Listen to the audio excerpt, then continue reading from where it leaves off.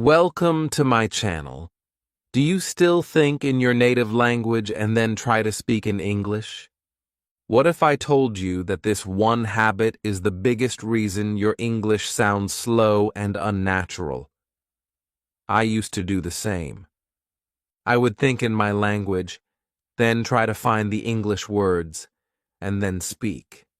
It felt slow. It felt hard. I made many mistakes. But something changed. Today, I'll show you how to stop translating and start speaking naturally, with real tricks that actually work. These tricks help me speak English without fear, without delay, and without confusion. They can help you too. Stay with me. This could change everything. Chapter 1.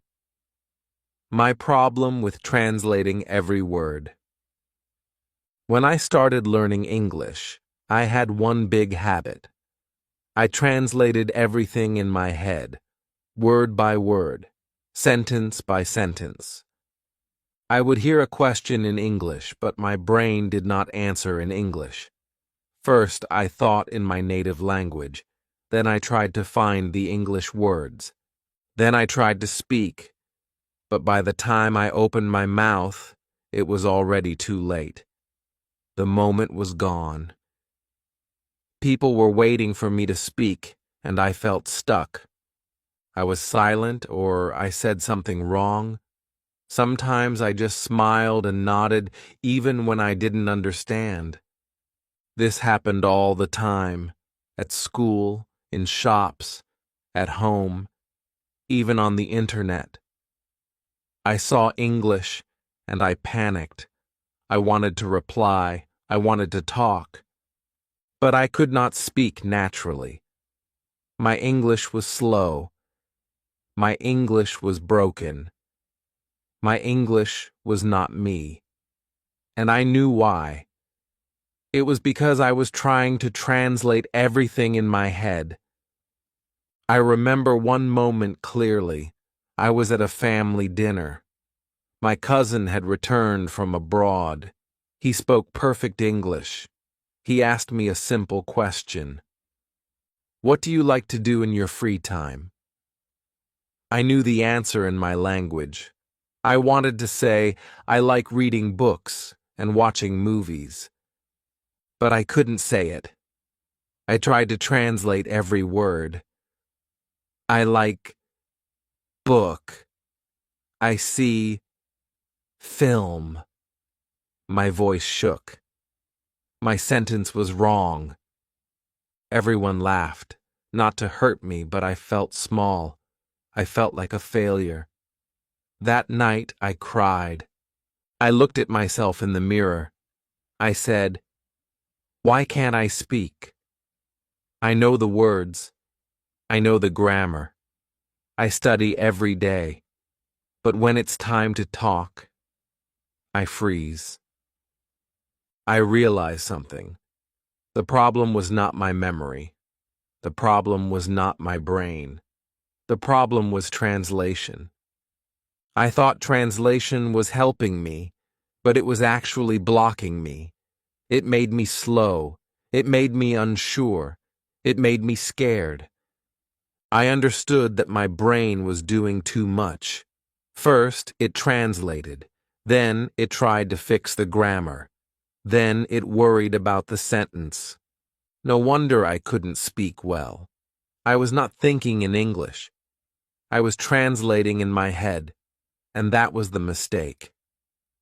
After that night, I made a promise to myself. I said, "No more translation. I will find a better way." That was the beginning of a big change. A small decision, but a powerful one. I knew it wouldn't be easy. I knew I would still make mistakes. But I was ready to stop depending on my native language. I wanted to speak English directly, naturally, confidently. If you feel this way, if you translate every word and still feel stuck, then I want to tell you, you are not alone. I was there. I understand your struggle. I know how it feels. And I also know that you can change it. This is the first step, understanding the problem. And the problem is not you. The problem is translating every word in your head. In the next chapter, I will tell you why translating doesn't work and why your brain needs a better way to learn English. Stay with me. The change begins here. Chapter 2. Why translating doesn't work. When we learn English, most of us begin with translation. It feels like the only way. We know our language, so we try to use it as a bridge. We hear something in English, and our brain runs back to our mother tongue to understand it. Then we search for the English words to say. But this method doesn't help when you want to speak fluently. In fact, it stops you. Let me explain why. Every language has its own structure, its own word order, its own grammar rules. What sounds normal in one language sounds strange in another. For example, in my language we say, Mein seb khatahun. If I try to translate it directly, it becomes, I apple eat. But in English, we don't say it like that. We say, I eat apple. The words are the same, but the order is different. If I translate directly, the sentence is wrong. This is the biggest problem with translating. Your brain tries to follow the rules of your language while speaking English. It mixes the two, and that creates confusion. You feel nervous. You stop in the middle. You lose confidence. You say, why can't I speak properly? But the truth is, it's not your fault. It's the habit of translation that causes this problem. Sometimes there are words in your language that don't even exist in English, or the meaning changes. For example, we might say something in our language to show respect, or to speak formally. But in English, the same sentence becomes too cold or too direct. It changes the feeling. It changes the message. Translation breaks that emotion. The listener feels something else, not what you meant. That's not all. Some English phrases cannot be translated at all. For example, think about idioms. We say, it's raining cats and dogs. If we try to translate this into another language, it will sound funny or nonsense. It's not about animals. It means heavy rain. But if you always translate in your head, you will miss the meaning. You will say something wrong, or stay silent because it doesn't make sense. I used to do this. Every time I wanted to speak, I first created the sentence in my language. Then I translated it in my head. Then I spoke. But it took too long. I always felt behind. People spoke fast. I was still thinking. The moment was gone. I missed my chance. I stayed quiet. I felt small. It became clear to me, English is not just new words, it's a new way of thinking. You can't use your language's map to travel in English. You need a new map. You need to learn how English sentences work. You need to learn to think in English, not translate into it. This truth was hard for me at first. I thought, if I don't translate, how will I understand? But the real question is, if I keep translating, how will I ever speak naturally? This question changed me. It woke me up. I realized that I needed to train my brain to think directly in English, even if it was slow in the beginning. I had to stop using my first language as a support. I had to walk on my own. And the good news? Your brain can do it. It just needs time. It needs training. It needs the right practice. In the next chapter, I will tell you what happened the day I decided to stop translating, and how that one choice helped me take my first real step toward natural English. If you have been translating every sentence in your head, don't worry. Many people do. I did it too.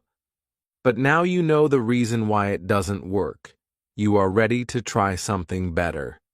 Let's take that step together. Chapter 2. Why translating doesn't work. When I was learning English, I thought translation was the best way. I thought, I already know my language, so I will just translate each sentence into English. It sounded easy, it felt safe, but I was wrong. That method made my English slow. It made me feel confused. It made me speak with fear. I didn't know it in the beginning, but later I understood. Translation was the biggest mistake I was making. Let me tell you why. Every language is different. The words are different. The grammar is different. Even the word order is different. In my language, we say, Main seb katahun. If I translate it directly into English, I say, I apple eat. But this is wrong in English. The correct way is, I eat apple. So you can see, if we try to translate word by word, the sentence becomes strange. People will not understand us, or they will think we don't know English, and we lose confidence. That's just one sentence. Now think about long sentences. Think about feelings, emotions, jokes, or idioms. They are even harder to translate. For example, in English, people say, break the ice. But if I translate it into my language, it means breaking real ice. That makes no sense. But in English, break the ice means to start a conversation in a friendly way. So if we try to translate, we lose the meaning. We lose the real message. We say wrong things, or we say nothing at all. When we translate, our brain does extra work. It hears English, then it goes back to our native language. Then it tries to make a sentence. Then it comes back to English. This takes time. It's like walking in a big circle when you can just take one step straight. This is why we feel slow when we speak. This is why we feel tired. This is why we feel nervous, because our brain is doing too much. I remember when someone asked me in English, "What do you do?" I wanted to answer. I knew what to say in my language, but I started translating in my head. And I forgot the English words. I said, I do study, work, something. It didn't make sense. I saw the other person's face. They didn't understand me. And I felt ashamed. I said to myself, why can't I speak clearly? But now I know the answer. I was translating. And I also remember another moment. I heard someone speak English without stopping. They were not translating. They were thinking in English. Their sentences were not perfect, but they sounded natural. I thought, how do they do it? The answer was simple. They had stopped translating. They had trained their brain to think directly in English. That was the day I started to understand. Translation is not the real way. Translation is just the beginning. It helps for a short time. But if you want to speak fluently, you must let it go. You must build a new way. a way where English lives in your mind, not just in your notebook.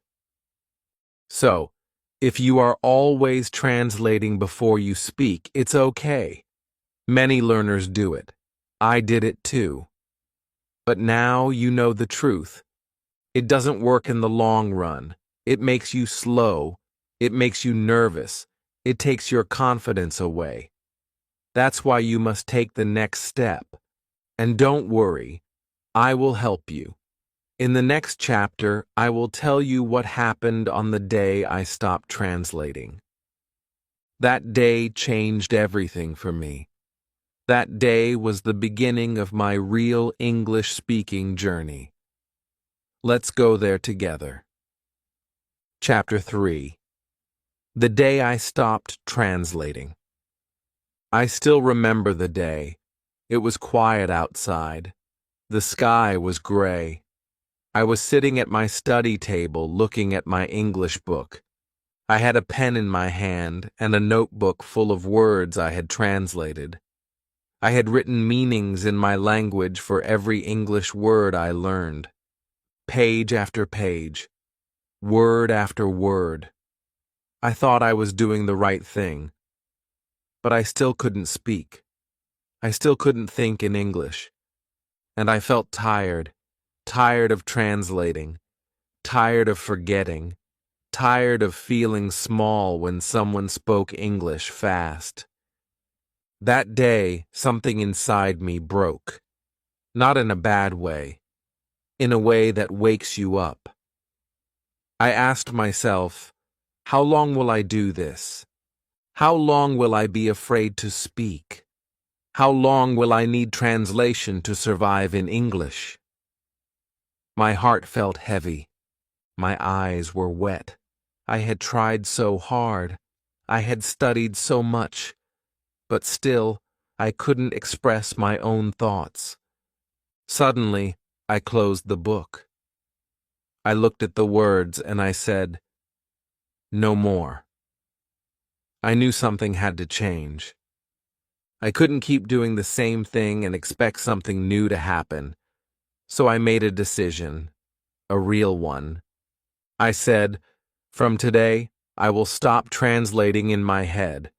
I will learn English in a new way. I will think in English, even if I make mistakes.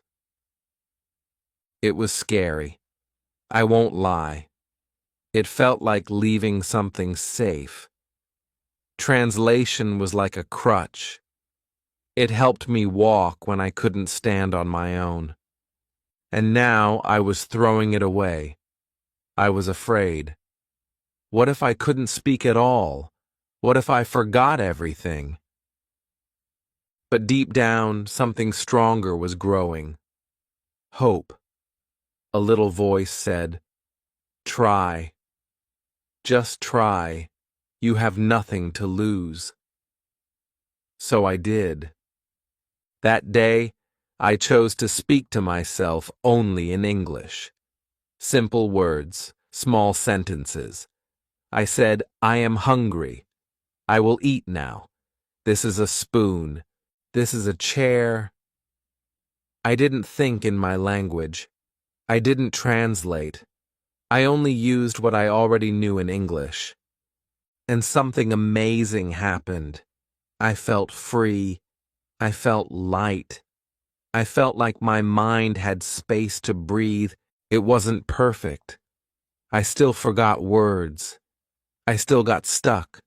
But it was real. It was mine. And I wasn't afraid anymore. I was learning in a natural way, the way a child learns their first language. Slowly, with mistakes, but with honesty. That night, I went to bed and smiled. For the first time, I had spoken English without using my native language. Not in a big conversation, not in front of people, just with myself. But it was a start. And it meant everything to me. From that day, I made it a rule. No more translation in my head. I would try to think in English as much as I could. When I saw something, I said the word in English. When I felt something, I tried to describe it in English. I feel tired. This is beautiful. She is smiling. It felt strange at first, but after some time it became easier. It became normal. That day was not just about stopping translation. It was about taking control, about believing in myself, about saying, yes, I can learn English naturally. I don't need to be perfect. I just need to be brave. Maybe you are also at that point. Maybe you are tired of translating, just like I was. Maybe your heart also says, try a new way. If yes, then do it. Trust me, you can. It's not easy, but it is powerful. In the next chapter, I will tell you how I began thinking in English using small, simple words. That's how I trained my brain to work in English without fear, without translation. And you can do it too. Let's take that step together. Chapter 4. Think in English with small words first. After I stopped translating in my head, I felt free. But I was also confused. I thought, if I don't translate, what do I do instead? I needed a new way, a better way. That's when I found the first step, thinking in English with small words. Very small, very simple. I'm talking about easy sentences like, I am happy, this is a pen, or he is here. That's how I began. That's how I trained my brain to think in English without fear. You don't need big grammar to begin.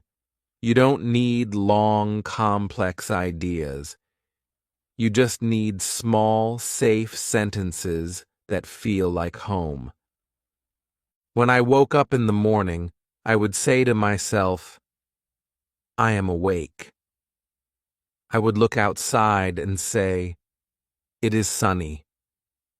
I would look in the mirror and say, I am tired. No one was watching. No one was judging. I was just thinking in English, one small sentence at a time. This was new for me.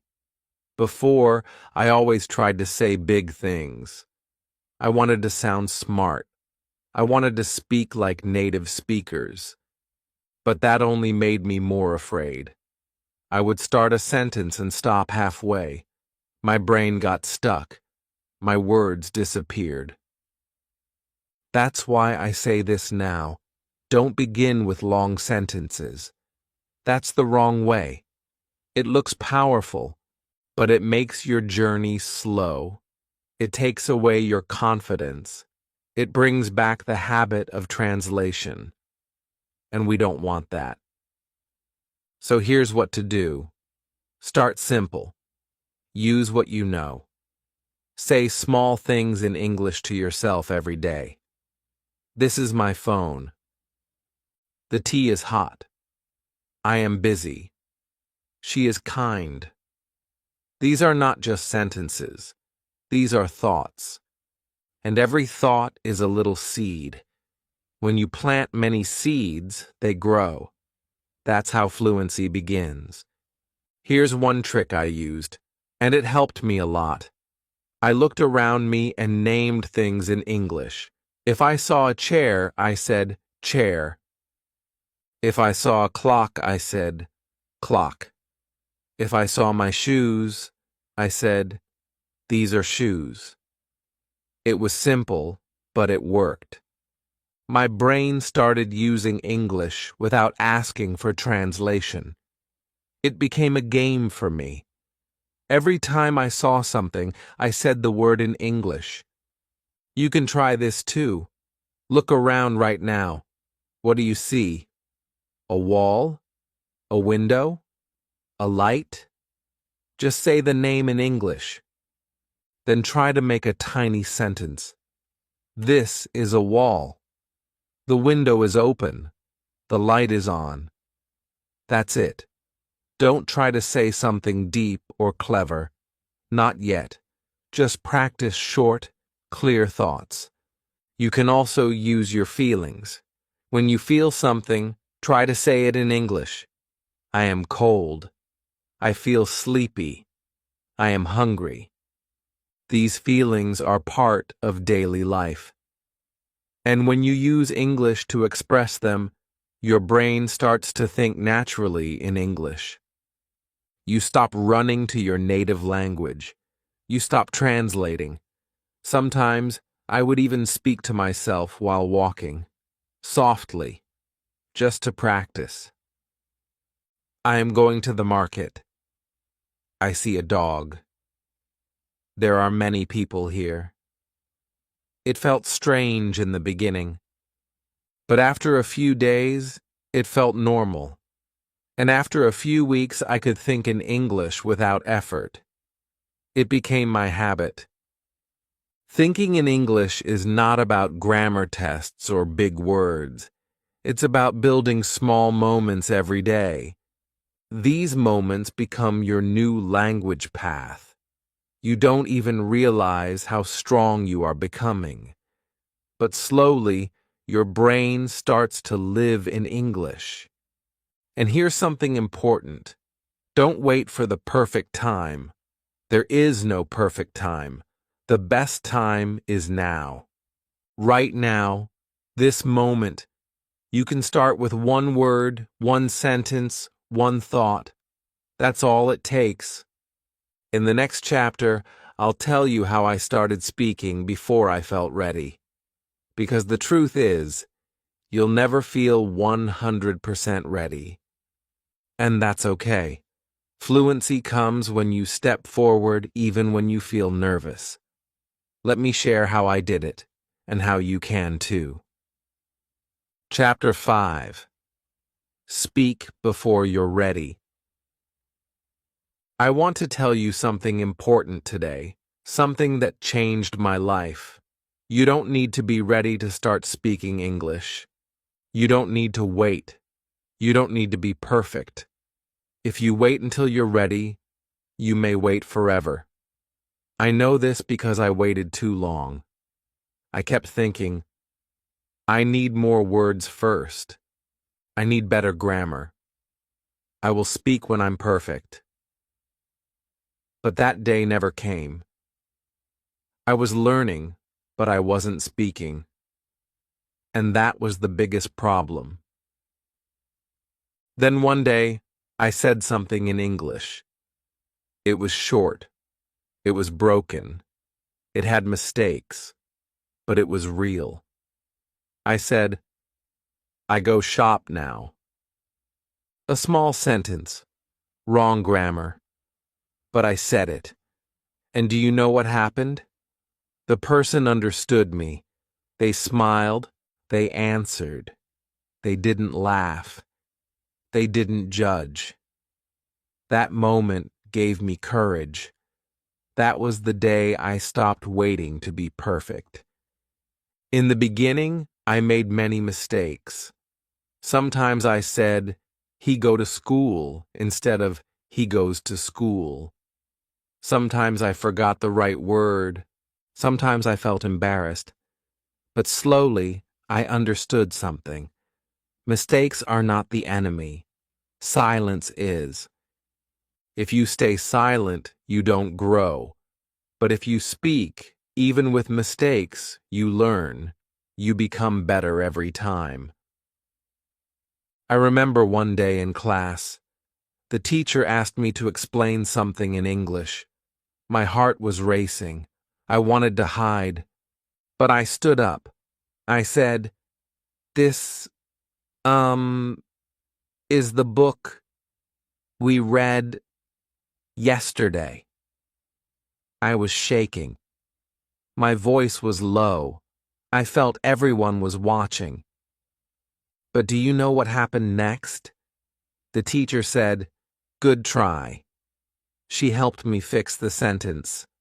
My classmates clapped. I didn't feel stupid. I felt brave. That was the first time I felt proud of my English. Maybe you feel scared too. Maybe you think people will laugh. Maybe someone laughed at you before, and it hurt. I know that pain. I felt it too.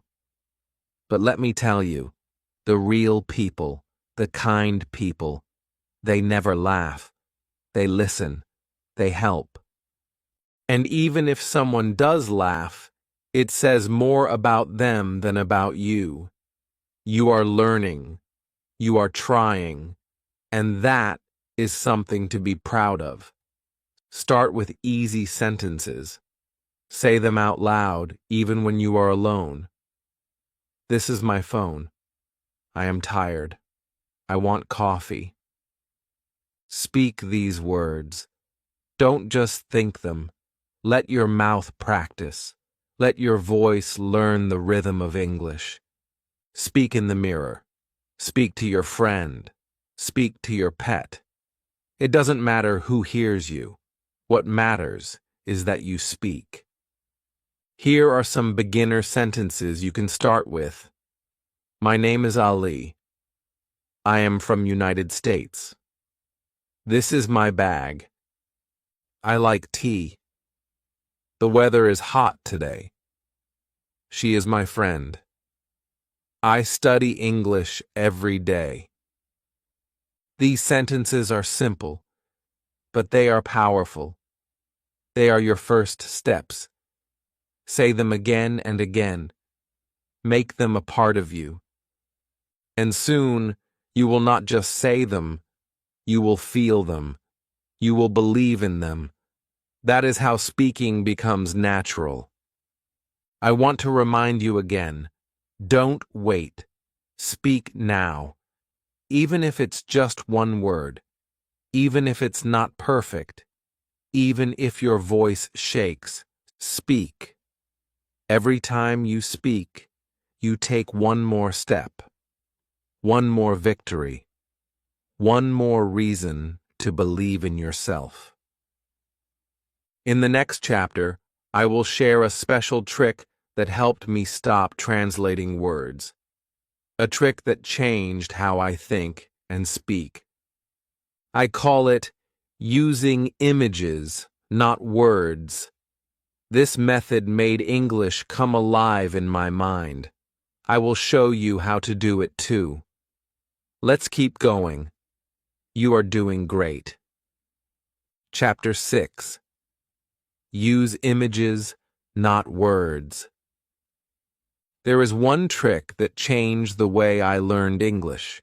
It made everything faster, easier, and more natural. I call it a secret because no one told me this in school.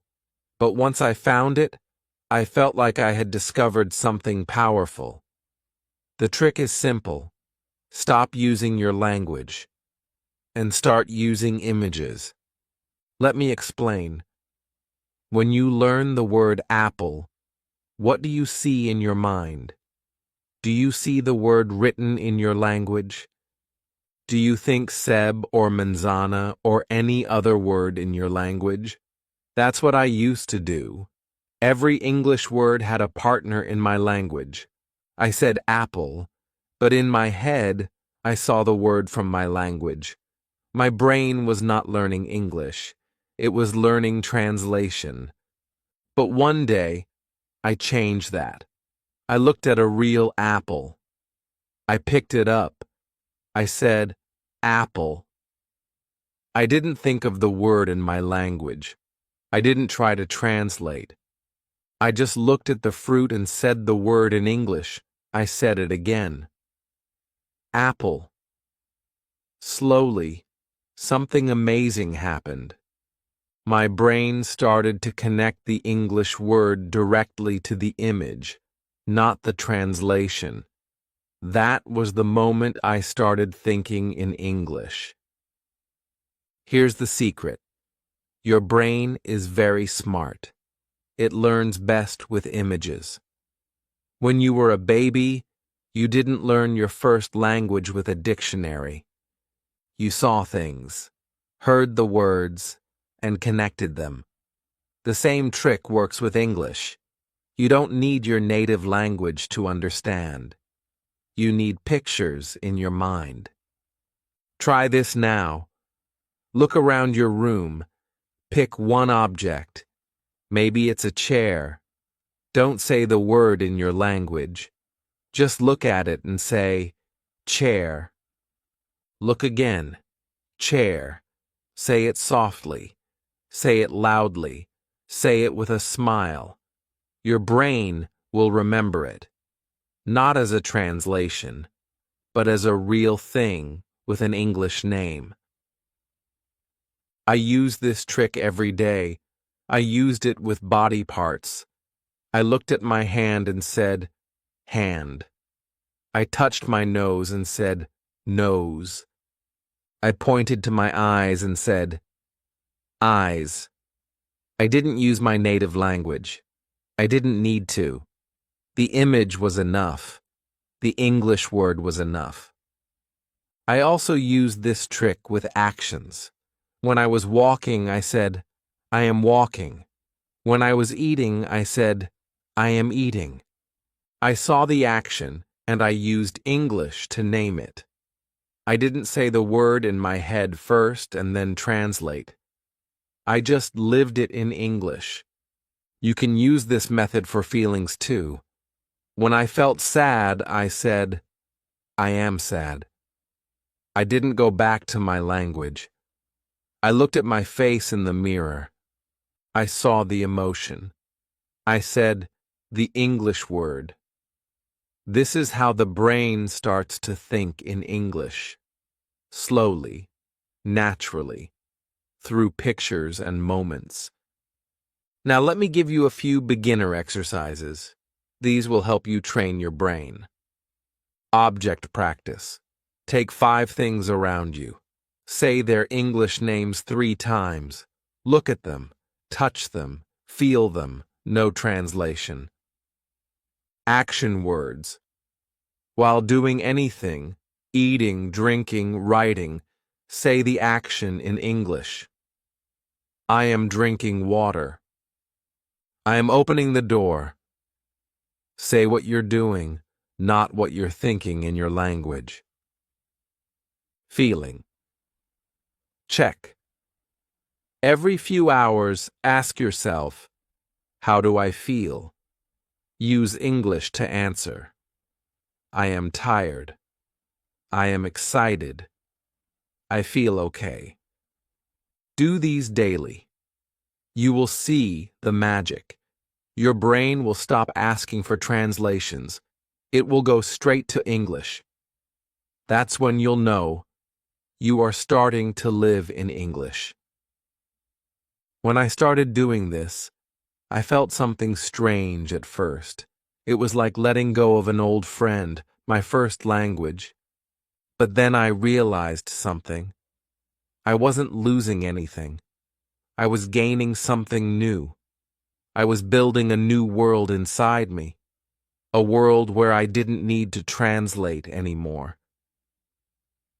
In the next chapter, I'll show you another powerful trick. We will stop learning only words and start learning phrases. Because when you use phrases, you speak faster, you sound natural, and you don't have to build every sentence from zero. Let's keep going. It gets easier from here. Chapter 7. Learn phrases, not words. When I first started learning English, I focused only on words. I made long lists of vocabulary. I wrote them in notebooks. I repeated them again and again. I memorized words like book, pen, apple, run, eat. I thought I was learning fast. But when I had to speak, I didn't know how. I had the words, but I couldn't use them in real conversation. I didn't know how to connect them. That's when I understood something important. Words are not enough. You need phrases. Learning phrases changed everything for me. When you learn full phrases, your brain learns how English is used in real life. You don't need to build a sentence every time. You don't need to think so much. The words come together automatically. It feels easy. It feels natural. Let me give you an example. Instead of learning the word name, I learned the phrase, "What's your name?" It's short, it's useful, and I can use it anytime. Instead of learning help, I learned, "Can I help you?" Instead of learning understand, I learned, "I don't understand." These are full sentences, real phrases. They helped me speak faster and with more confidence. Here are some phrases I learned first. How are you? I'm fine, thank you. Excuse me. Can you repeat that? What do you mean? Where are you from? I like it. That's okay. I'm sorry. See you later. These are not difficult, but they are powerful. I use them every day. I practice them in front of the mirror. I said them while walking. I used them in small talks with friends. And slowly, they became part of me. I didn't need to think. My mouth just said the words. I also kept a small notebook. Every time I heard a useful phrase, I wrote it down. If I heard someone say, "It doesn't matter," I wrote it. If I saw the phrase, "Let's go," I added it. My list grew day by day. It became my personal phrase book, and I used it more than any grammar book or vocabulary list. Here's why this method works. Phrases teach you grammar without you noticing. When you say, "I don't understand," you are using grammar. But you're not thinking about rules. You're just saying what you've practiced. It's like learning music. You don't study notes one by one. You learn whole songs. That's how English works too. Learn the songs, the phrases. Let me show you a mistake many learners make. They memorize 100 words, but they can't speak. They know go, store, want, but they can't say, "I want to go to the store." That's the problem. Words are like puzzle pieces. Phrases are like the full picture. If you only have pieces, you will struggle to build anything. So from today, don't just learn words. Learn how those words live together. Learn the common phrases. Use them in real life. Write them. Speak them. Repeat them. You don't need hundreds at once. Start with 5 phrases a day. Practice them like songs, and use them as much as you can. Here's a little exercise. Pick 3 phrases from this video. Say them out loud. Now make small changes. For example, "Can I help you?" "Can you help me?" "I like it." "I don't like it." "Where are you from?" "Where is she from?" See how the phrases grow? How they open more doors? This is how we build fluency. Not by memorizing words, but by using ready-made phrases in real situations. In the next chapter, I'll tell you about a secret technique called shadowing. This helped me sound more natural when I spoke English. It's a fun and powerful trick, and it works, even if you're a beginner. Get ready. We're almost there. Chapter 8. Shadowing changed everything. There is one technique that changed the way I speak English. It made my words smoother, my voice clearer, and my confidence stronger. It's called shadowing. When I first heard about it, I didn't believe it would work. It sounded strange. Repeat after a video? Like a parrot? I laughed a little. But something in me said, "Just try it once." So I did. And that was the beginning of something amazing. Shadowing means you listen to a native English speaker, and you repeat exactly what they say at the same time or just a second after. You copy their words, their tone, their pauses, their speed. It's not about understanding every word. It's about feeling the language, becoming the voice. It's like being their shadow. You follow them closely, word for word. The first time I tried it, I picked a short video on YouTube, a simple English story for kids. I put on my headphones. I pressed play. The speaker said, "Hello, my name is Tom," and I repeated, "Hello, my name is Tom." It felt funny. I was alone in my room, talking to a screen. I smiled at myself. This is silly, I thought, but I kept going. I like apples. I like apples. This is my house. This is my house. After just 5 minutes, I noticed something. I wasn't thinking in my language. I wasn't translating. I was just copying the sounds. And for the first time, my English didn't feel broken. It felt alive. I started doing shadowing every day, just 5 to 10 minutes, sometimes with stories, sometimes with news, sometimes with short conversations. I chose easy videos at first. I listened. I spoke. I paused. I played again.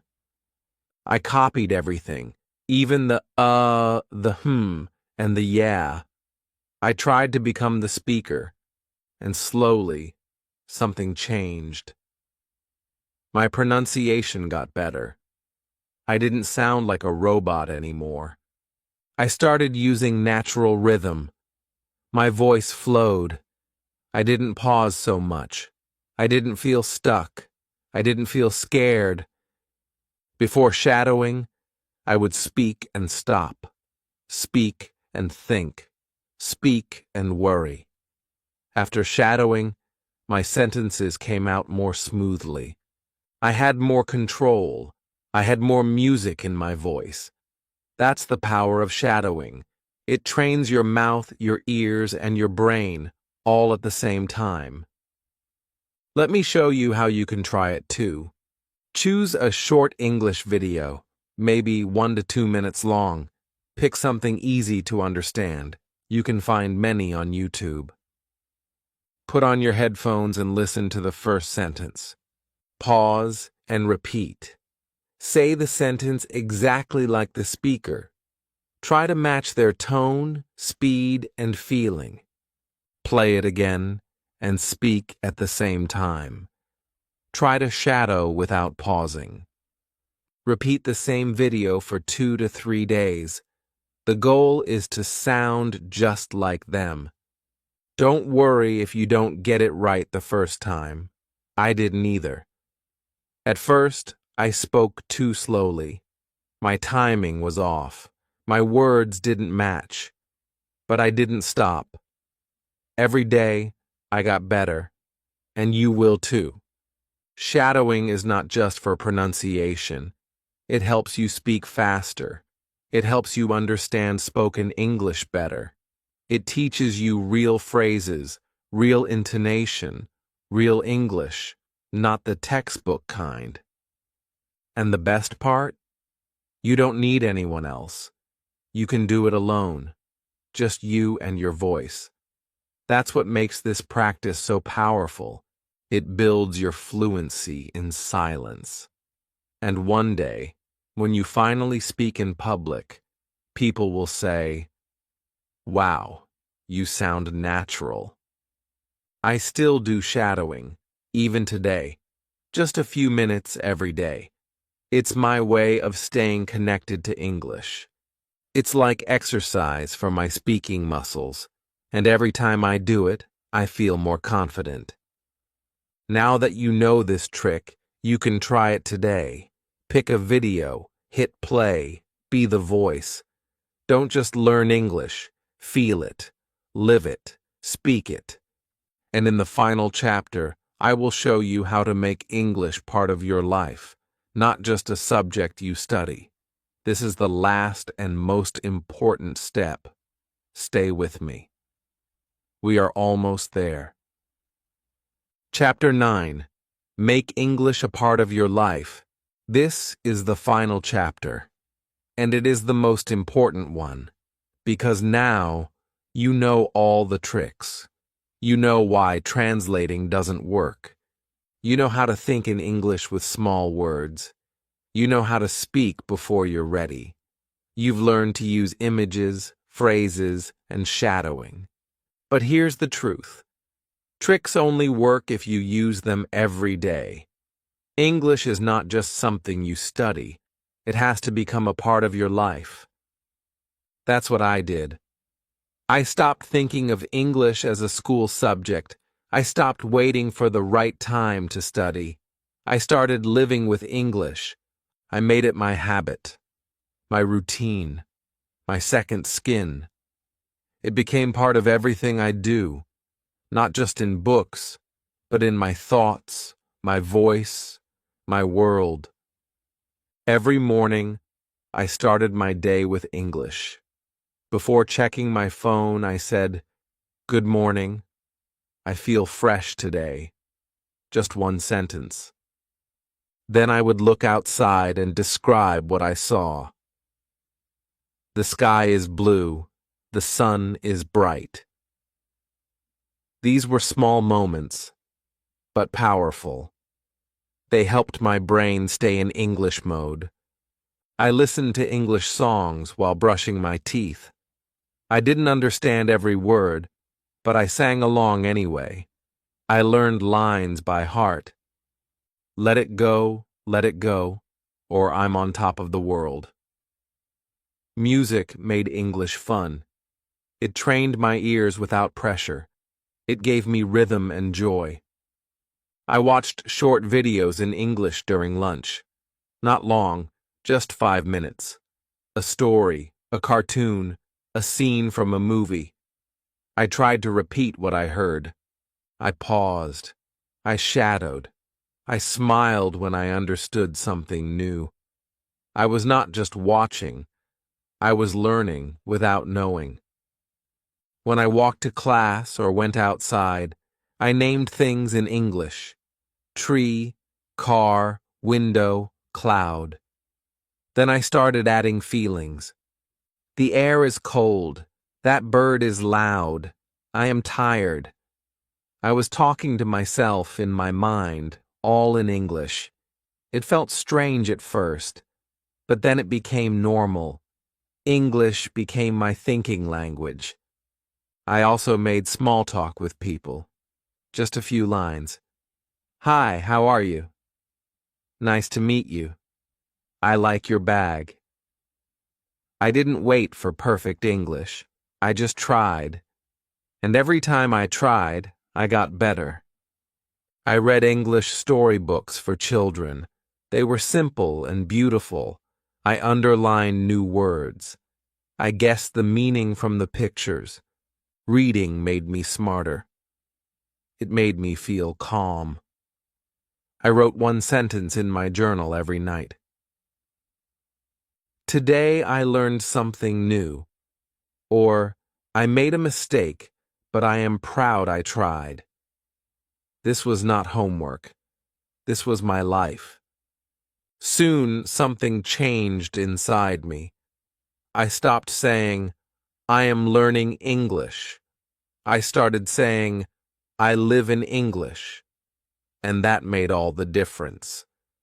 My confidence grew. My speaking improved. My fear disappeared. Because I was no longer just a learner. I was a speaker. You don't need to study 8 hours a day. You don't need a perfect teacher. You don't need expensive books. You just need to bring English into your world. One small moment at a time, every day. Let English walk with you, talk with you, laugh with you, think with you. This is not just practice. This is who you become. English is not just something you do.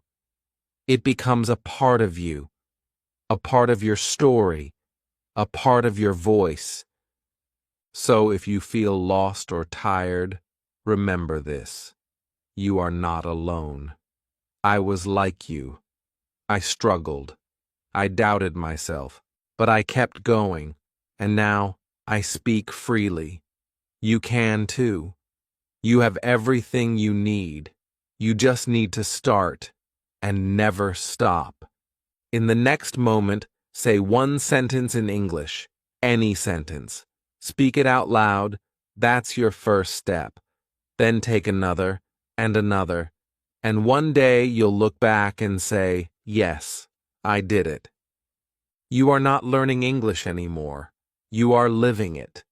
If this video helped you understand how to stop translating and start thinking in English, then please like this video, subscribe to this channel, and write in the comments. I will speak naturally. Your one comment could inspire another English learner who is feeling shy, nervous, or unsure. And remember, you don't need perfect English. You need real, simple, natural English, and you can do it. Speak with heart. Speak with courage. Speak with love. Your journey has already begun. Now, keep moving forward.